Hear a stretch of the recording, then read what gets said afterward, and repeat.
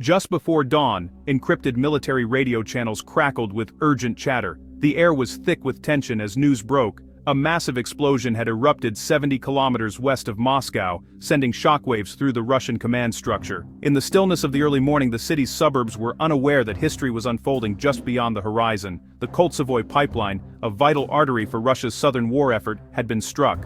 This pipeline wasn't just a piece of infrastructure, it was the lifeblood fueling tanks, trucks, and aircraft on the front lines. Its destruction threatened to choke off the steady flow of energy that kept Russia's military machine running. This was no accident. It was a calculated blow, a message that nowhere was safe. The precision and timing of the attack left no doubt. Someone had studied Russian vulnerabilities and struck at the heart of their logistics. The pipeline's destruction was a logistical catastrophe, cutting off millions of tons of fuel to the front. Supply lines were thrown into chaos, and commanders scrambled to reroute resources, knowing that every lost hour could tip the balance on the battlefield. Ukrainian sources later revealed the operation was codenamed Serpent's Head, a daring gamble to cripple Russia's war machine. The plan had been months in the making, involving intelligence, stealth, and a willingness to take risks few would dare.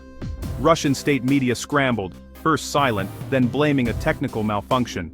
Officials offered vague statements, hoping to control the narrative and prevent panic from spreading through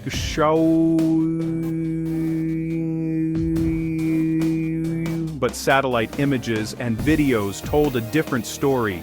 A towering inferno raged, visible for miles around, its black smoke blotting out the morning sun. The world watched as the evidence spread across social media, impossible to hide. The sophistication of the strike stunned Western analysts. It was a strategic decapitation. The use of low-cost drones to bypass advanced defenses showed a new era of warfare, one where ingenuity could outmatch brute force. For nearby residents, the explosion shattered windows and turned the sky orange, a terrifying awakening. The blast was felt in homes, schools, and businesses, leaving thousands in shock and fear. Russia's supposedly impenetrable air defenses had been breached by a handful of cheap drones. The attack exposed vulnerabilities that many believed didn't exist, raising urgent questions about the nation's security. The psychological impact was immense.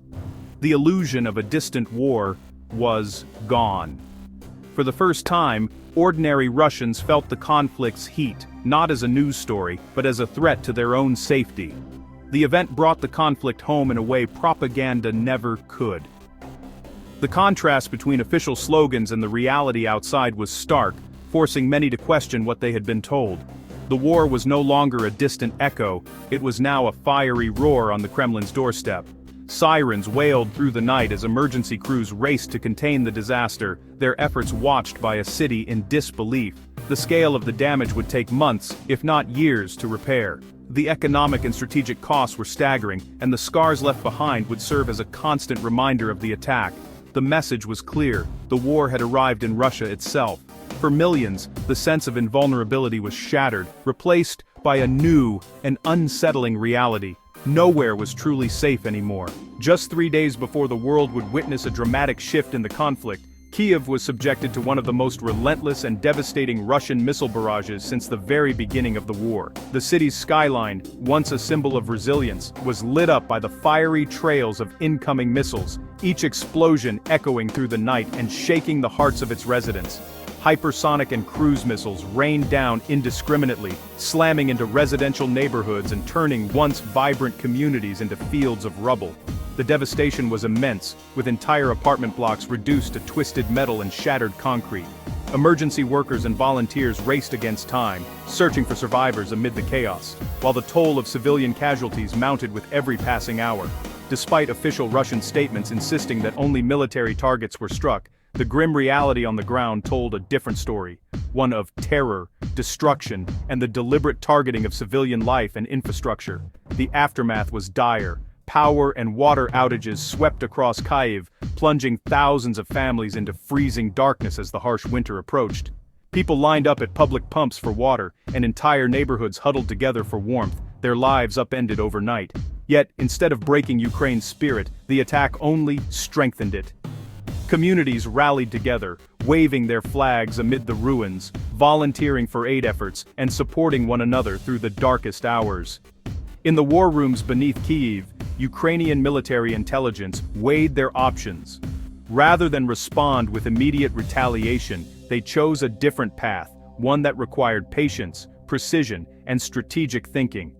Their focus shifted to the lifeblood of Russia's war machine, its vast and vulnerable fuel network. By targeting the logistics that enabled Russia's attacks, Ukraine could strike a blow far deeper than any single missile could achieve. Thus, Operation Serpent's Head was set in motion, a meticulously planned mission, months in the making, involving Ukraine's most elite special forces and intelligence operatives. The difference in tactics was stark. Where Russia relied on blunt force and terror, Ukraine would answer with surgical precision, aiming to cripple the enemy's capabilities while sparing civilian lives. Every move was calculated for maximum strategic impact and minimal collateral damage.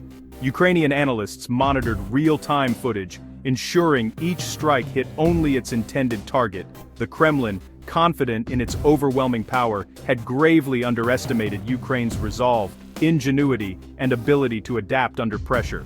The missile strike on Kyiv, rather than ending the fight, became the spark for a bold new chapter, one that would see Ukraine take the initiative and reshape the battlefield. The logic was clear and unyielding. To truly hurt the enemy, you must strike at what sustains them. Ukraine's eyes were now set on the heart of Russia's war effort. As night fell and elite teams moved into position, the stage was set for a daring strike, one that would not only change the dynamics of the war, but also send a powerful message to the world. Operation Serpent's Head was a masterclass in asymmetric warfare, a bold demonstration of how ingenuity and audacity could level the playing field against a far larger adversary. The operation was conceived not just as a military strike, but as a statement of defiance, a message that even the most fortified targets could be vulnerable. Ukrainian intelligence meticulously selected the Koltsovoy pipeline, recognizing its critical role in Russia's energy network and the hidden vulnerabilities that made it an ideal target. Disrupting this artery would send shockwaves through the region, both economically and psychologically. The plan was deceptively simple: strike a key valve junction at the precise moment of peak pressure, triggering a catastrophic failure that would ripple through the entire system. Timing and precision were everything. Swarms of modified commercial drones would be deployed, cheap, numerous, and nearly invisible to conventional defenses. Their adaptability made them the perfect tool for such a high-stakes mission. Decoy drones would saturate and confuse Russian air defenses, drawing fire and attention away from the true strikers, which would slip through the chaos to deliver their payloads directly to the pipeline. Every second mattered. The attack had to be synchronized with the pipeline's pressure peak, maximizing the destructive impact and ensuring the system's collapse. Weeks before the strike, clandestine teams infiltrated deep into Russian territory, moving under cover of darkness to establish hidden launch sites and gather vital intelligence. These teams operate in total radio silence, communicating only through prearranged signals, and waited in tense anticipation for the final code to begin the assault. The mission was high risk, a one-way trip if discovered. Every operative knew the stakes, and the possibility of capture or death loomed over every silent moment. Flawless synchronization between field operators and intelligence analysts was essential. Real-time data, precise timing, and absolute trust in each other's roles made the difference between success and disaster.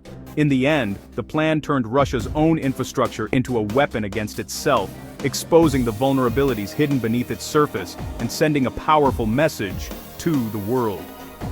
The operation's daring and precision made it possible to strike deep in enemy territory, achieving what many thought impossible and forever altering the balance of the conflict. The attack began with a swarm of decoy drones triggering alarms across Moscow's air defenses. Russian systems fired volley after volley, depleting missiles on cheap targets. The chaos saturated radar and jamming systems, creating a perfect cover. Amid the confusion, 5 Striker drones launched, flying low and silent. Russian defenses, distracted by decoys, left gaps in coverage. Ukrainian operators exploited these fleeting opportunities. 4 Strikers were destroyed, but not before drawing defenses away from the target. The final drone slipped through unseen. The decoys had done their job. The path was clear. The real strike was about to begin. The 5th drone was different. Controlled by a fiber optic cable, immune to jamming. The operator hidden nearby had a direct unbreakable video link. As the drone neared the target, GPS and sensors failed, but the cable held steady. The operator guided the drone past distracted defenses to the critical valve housing. With less than 90 seconds, the drone dove for the actuator, not the pipe itself. The shaped charge detonated, destroying the valve's control mechanism. For a moment, nothing happened. Then, the pipeline's immense pressure found its escape. A fracture widened, and the pipe burst open with a sound like tearing metal. The video feed cut out. The mission was complete. The serpent had struck, and the consequences would be immediate. Russia's billion-dollar defenses had been outwitted by low-tech ingenuity. Catastrophe was unleashed in seconds. The rupture unleashed a torrent of fuel, forming a massive explosive cloud. A spark from damaged electronics ignited it, creating a fireball visible for miles. The explosion flattened trees and structures, starting fires that raged for days. The Koltsovoy pipeline's pressure dropped to zero. The main artery was severed. Repairs would take months, if not longer, under sanctions. Thousands of tons of fuel were lost, burned or pooling in containment areas. The environmental and logistical damage was immense. Russia's southern campaign depended on this flow. Now, it was gone. The loss was existential for the Russian military. The pipeline was not just damaged, it was obliterated. The war's balance had shifted overnight. Within days, the front lines felt the shock. Russian commanders ordered strict fuel rationing. Armored columns stood down. Air Force sorties dropped by 60%. Ukraine seized the moment, launching counterattacks against disorganized, immobile Russian units. Tanks became easy targets. Supply convoys halted. The fuel shortage crippled logistics. No diesel, no supplies, no movement. Morale plummeted as chaos spread through Russian ranks. The single strike achieved what months of fighting could not. Systemic breakdown. Ukraine made tactical gains, liberating villages and key ground. The war had become a battle of logistics, and Ukraine had landed a decisive blow. Operation Serpent's Head proved the power of asymmetric warfare. For less than $50,000 in drones, Ukraine inflicted billions in damage. Cheap technology exploited the vulnerabilities of a larger foe. The mission nearly failed. Freezing rain almost brought down the final drone. Even the best plans hinge on unpredictable factors. Targeting infrastructure, not armies, neutralized thousands of Russian troops without direct combat. It's a war of systems, not just soldiers. The details come from Ukrainian sources and leaked documents. Some may be information warfare.